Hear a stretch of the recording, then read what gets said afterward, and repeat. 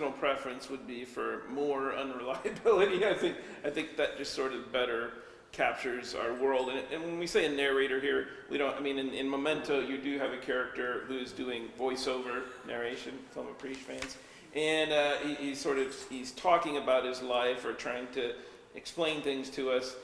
But a lot of times you get the just first person narration where, like I said, with the character of Jess, everything we're presented to up to a certain point says, oh, this is a heroic character. She's a loving mom. She seems like, she seems, and we like that. We root for the hero, whatnot. I'm more intrigued by, I guess, seeing more narratives where at some point that's undermined. It doesn't have to always be the hit their kids or whatever, but let's just say, I'm not going to spoil it, but like Us has a thing at the kind of like, whoa, didn't see that coming, sort of.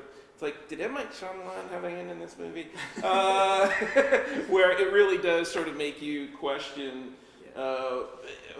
who's doing the narrating of the story. Who's the good guys? Who's the good guys? Are we the? Yeah. Well, man, I'm thinking of the short story that those who walk away from, what's that called? Shit's gonna bother me. Almost? Those who walk away from Omelas, yeah. Mm-hmm. Where the idea of like, right. You think you're in a good society. And then you find out that it's built on this terrible suffering, and then you have to decide, okay, am I cool with that? And if I'm cool with that, what kind of person does that make me? Mm-hmm. And that has some really amazing questions. And there's actually a Doctor Who episode that is essentially that. It's essentially that story set in the future. And so these are narrative tropes that that's one of the things I talk about for students. Why is it worth spending time looking at these old tropes? Because once you learn them, and you'll start seeing them in other media, and you're like, I see what you did there. And you can immediately pull so much more of an experience out of it because you've taken the time to actually understand all of the other stuff that came before it. It's kind of like when you watch any of the cartoons, and there's a reference to another cartoon, there's a bit of a little dopamine charge when we see something that we're like, I get that reference.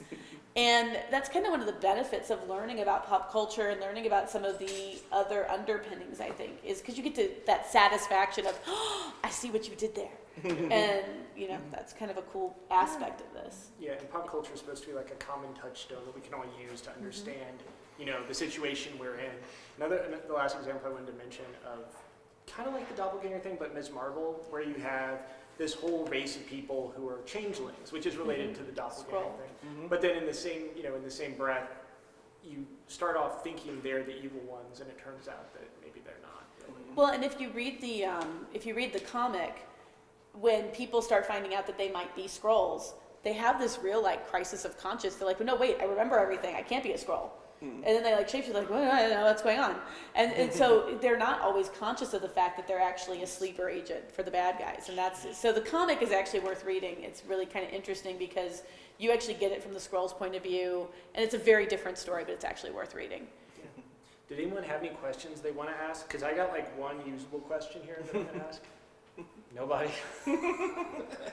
Is there anything that we talked about that you guys don't get?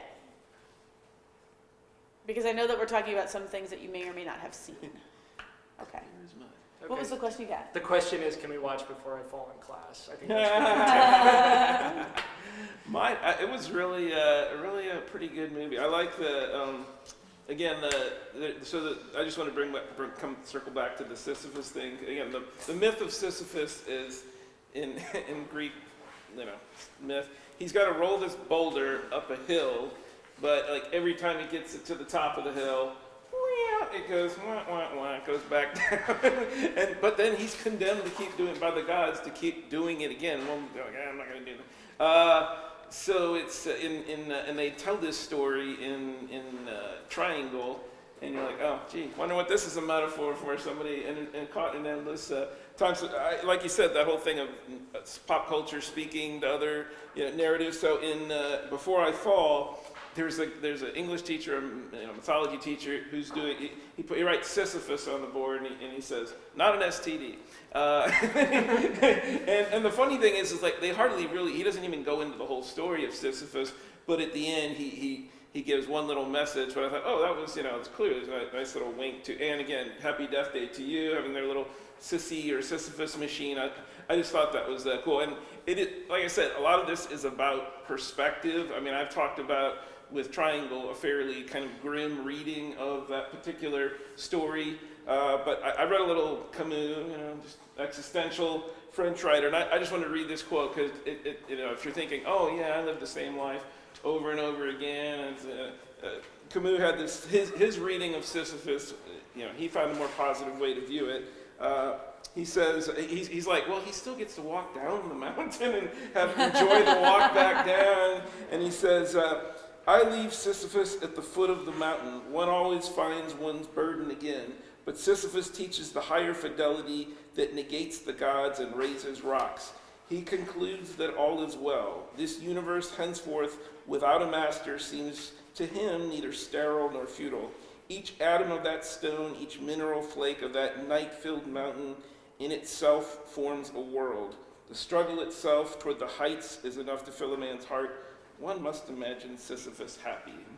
That's interesting. That's a great quote. Because I was thinking about, because we think about, you said that, being in a loop, right, is hell, right? Mm-hmm. But then traditions give us comfort, right? Because we like that security and comfort, that doing the same thing over and over again. Yeah. That's why people are so afraid of change, Mm-hmm. Well, and I was thinking, because my daughter and I just rewatched Into the Spider-Verse. And one of the things, how many people have seen that one? Have you guys said, at least this is like, oh, I've heard of this one. Into the Spider-Verse, there's a moment at which it's like, wait a second, I feel totally alone, but there are people who actually get it, who've been through something. And it's really interesting because it's not until the tragedy strikes that person really, like Miles really feels like part of the group of the spider people, which sounds really weird when I say it that way. That's the sequel time. But this idea that there is comfort in sharing either that repetition, the tradition, or knowing that you've got a group of people who get you. Like maybe you've got friends who really get you because you've all experienced the same thing. That can be, kind of a pull or a reason that works so well. If you guys have another question, I have a question for you guys. What's your favorite time travel movie or a movie with multiple universes or something like that? What's your favorite one? Do you have a favorite? Or one that you can think of that you enjoy? Well, my most recent movie, it's a TV show, it's a Netflix show. And I'm honestly kind of surprised that you guys didn't talk about here, especially once you talked about Russian Doll, is The Umbrella Academy. I know it was a graphic novel or That's true. Before that, but I haven't read those. It's okay. But it was just a kind of a breath of fresh air with the fact that, yes, there's all willy-nilly time travel stuff, but there's like an element of control through the big organization. I don't know if it had a name. But I thought it was called The Organization.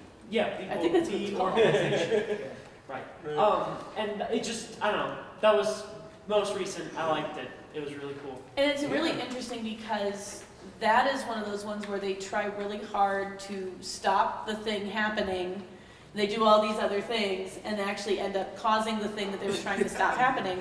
And then the discussion was like, okay, well, I can take us all back. We're going to turn to the kids.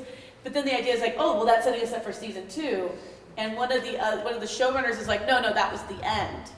And you just have to figure out that the big thing is the world ended, but they were all together. And I'm like, wait, what? Wait, what? No. That's another thing about the time travel thing is it's like there's this, on the one hand you have this idea that you can go back and change things. The other hand you have this idea that you can go back and mess with things, but if you do, that already happened anyway, so you can't ultimately change it. So it's about this idea of free will too, which is kind of like a big underlying theme of time travel. Well, it's really interesting because in Discovery, which by the way, if you guys aren't watching Discovery, it's really cool. It's one of those ones where there are some really cheesy episodes because it's television, but I mean, there are some really neat things. Michael Burnham's mom, who is, shows up and she's a time traveler. And we find out, normally time travelers are we think of the Doctor, right? They're like jaunty, enjoying their time. And she's like, no, you think time is a warm friend? No, time is hell. It's seeing people die over and over again and being able to do nothing about it. It's understanding that there's such thing as fate. And there is a moment where, in order to make this plot happen, and it involves a goober, again, it involves some sort of object.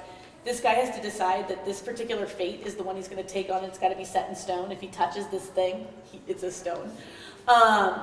And he ends up accepting it. And the guy was like, "That's what true heroism is is actually knowing that this really bad thing is going to happen, and that nothing is going to change it, and accepting it anyway. Because normally we think of, oh no, time is yet to be written.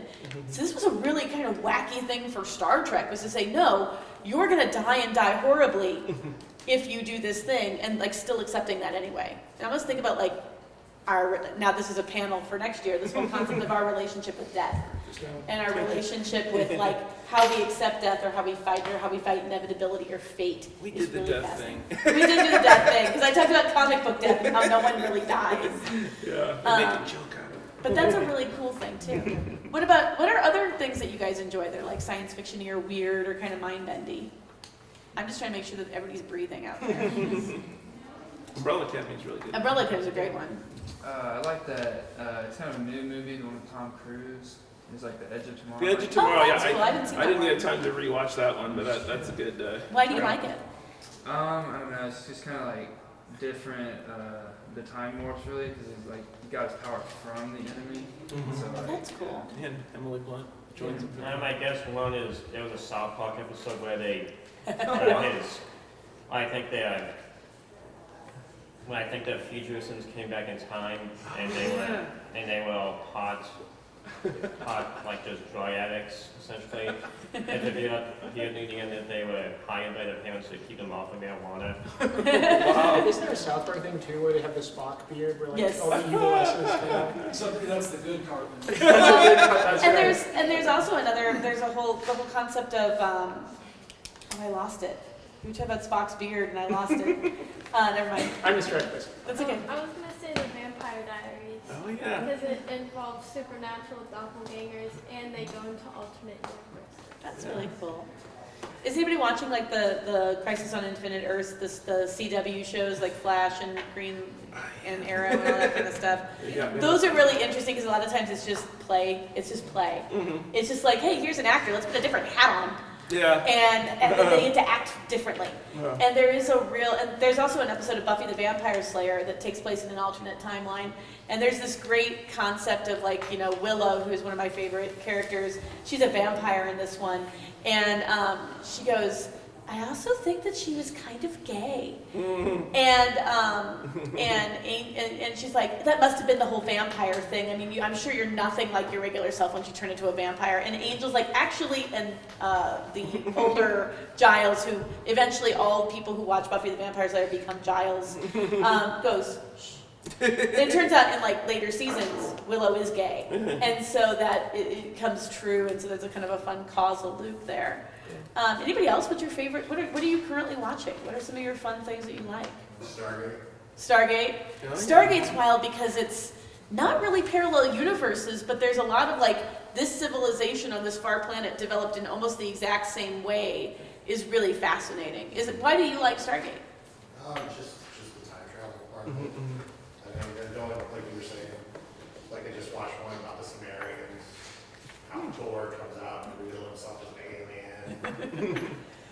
Well, and that's what's fascinating about like Thor specifically, because Thor is something from our mythology, but in the Marvel universe, he just happens to be an Asgardian. He's an alien, and that's why we see him as kind of a revered figure. Is the Thing considered a doppelganger story, or? The Thing, John Carpenter's Yeah. The Thing. Well, it's definitely it's I'd say it's more along the whole alien infestation kind of thing. But it does, it's like somebody's posing as somebody you thought you knew, and then no, they got something inside them that's controlling them and whatnot. So Well, that's the latest incarnation of the Borg on Discovery. Oh, really? You Oh can't my tell though on gosh. the outside that they're yikes! yeah, I you gotta can't watch tell on that. the outside that they're I bad gotta guys, watch that. and so you never know who's a copy, and that's pretty crazy. Which kind of feeds into like the whole zombie narrative too. It seems like all these tropes are kind of getting at the same yeah. sort of things. Well, science fiction's meant to address our fears and address our worries, and so many of them have to do with losing who we are. Yeah? And losing our ability to choose and losing our ability to determine our own destiny, because that's the kind of and it's really interesting because that's very American culture. I mean, we are very much, we get to make our own choices, we like freedom, we like individualism. It'd be really fascinating to look at a lot of these same tropes in native media and other cultures. Like, does those same tropes occur? Because I don't know. I mean, the only non-native media I tend to consume is anime and, you know, like Yeah. Japanese movies. I mean, did you guys see Valerian? Because No, I haven't seen That's like in Valerian. France. So that's kind of my point. Maybe we're not ready for it. I don't know. So thanks everybody for coming out for Thank extra you. credit.